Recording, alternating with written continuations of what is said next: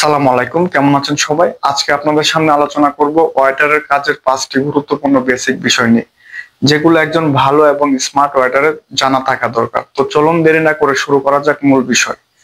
এক, communication skills. Communication skills অনেক বেশি গুরুত্বপূর্ণ। কমিউনিকেশন স্কিলস দুই ধরনের, এক কথার ধরন, দুই বডি ল্যাঙ্গুয়েজ। কথার ধরন হচ্ছে একজন গেস্টের সাথে যখন প্রথম দেখা হবে অবশ্যই সালাম দিতে হবে এবং ভালো মন্দ জিজ্ঞেস করতে হবে। যেমন জিজ্ঞেস করতে পারেন, হাউ আর ইউ স্যার। সকালবেলা হলে গুড মর্নিং স্যার, বিকেল হলে good afternoon sir, grating, thanking ইত্যাদি। বডি ল্যাঙ্গুয়েজ হচ্ছে কথা বলার সময় ভদ্রভাবে দাঁড়িয়ে কথা বলতে হবে এবং হাসি মুখে কথা বলতে হবে।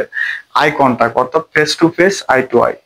দুই, অ্যাক্টিভ লিসেনিং। অ্যাক্টিভ লিসেনিং হচ্ছে আপনাকে গুড লিসেনার হতে হবে, অলসো টোকার, মানে হচ্ছে শুনতে এবং বলতে সবসময় অ্যাক্টিভ থাকতে হবে। কারণ হচ্ছে গেস্ট কোনো কিছু অর্ডার করার সময় যদি আপনি মনোযোগ দিয়ে না শুনেন, সেক্ষেত্রে মিসআন্ডারস্ট্যান্ড হতে পারে। আপনার যদি শুনতে বুঝতে সমস্যা হয় তাহলে আপনি গেস্টের রিকোয়ারমেন্টস ফুলফিল করতে পারবেন না।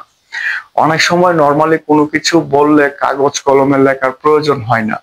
আপনি যদি ভালো করে শুনতে এবং বুঝতে পারেন, সেক্ষেত্রে কোনো সমস্যা হবে না। তাই আপনাদের অ্যাক্টিভ লিসেনার হতে হবে। তিন, এবিলিটি টু টেক অর্ডার। একজন দক্ষ ওয়েটার হিসেবে কিভাবে অর্ডার নিতে হয় অবশ্যই জানতে হবে। সঠিক অর্ডার নিতে পারাটা কিন্তু অনেক বড় একটি স্কিল।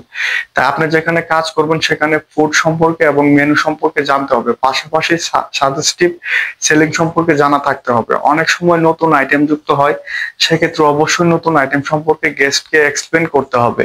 আর বিশেষ করে অর্ডার কনফার্ম করার আগে অবশ্যই আরো একবার রিপিট করে নেবেন, যেন কোনো মিস্টেক হলে চেঞ্জ করতে পারে।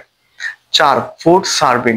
একজন ওয়েটারের বেসিক কাজের মধ্যে ফুড সার্ভিংটা অন্যতম। কারণ হচ্ছে আপনি সবকিছু ভালো করার পরও যদি ফুড প্রেজেন্টিং করতে না পারেন তাহলে সবকিছু বৃথা যাবে।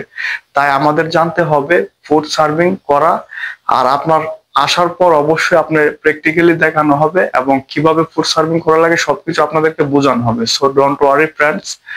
পাঁচ, শার্প মেমোরি। একজন ওয়েটার হিসেবে শার্প মেমোরি আপনার অবশ্যই গুরুত্বপূর্ণ একটি বিষয়। কারণ হচ্ছে আপনার অবশ্যই গেস্টের মধ্যে আন্ডারস্ট্যান্ডিং থাকবে। সেক্ষেত্রে আপনাদের বিভিন্ন গেস্ট যারা পুরাতন আছে তাদেরকে তাদের নাম মনে রাখতে হবে এবং তাদের ফেভারিট খাবার কি এগুলি অনেক সময় মনে রাখতে হবে। সেক্ষেত্রে অবশ্যই আপনাদের এই বিষয়ে শার্প মেমোরি হতে হবে। শার্প মেমোরি যদি হয় তাহলে আপনার পুরাতন গেস্টের সাথে যদি আপনার আন্ডারস্ট্যান্ডিং ভালো হয়, সেক্ষেত্রে আপনার প্রতি তাদের একটি মানে ভালো একটি আন্তরিকতা থাকবে এবং সেটা দেখে হয়তোবা গেস্ট আপনাকে অনেক, আপনার প্রতি অনেক দয়া এবং আন্তরিকতা হবে। এটা হচ্ছে একটি ওয়েটারের জন্য অনেক ভালো একটি দিক।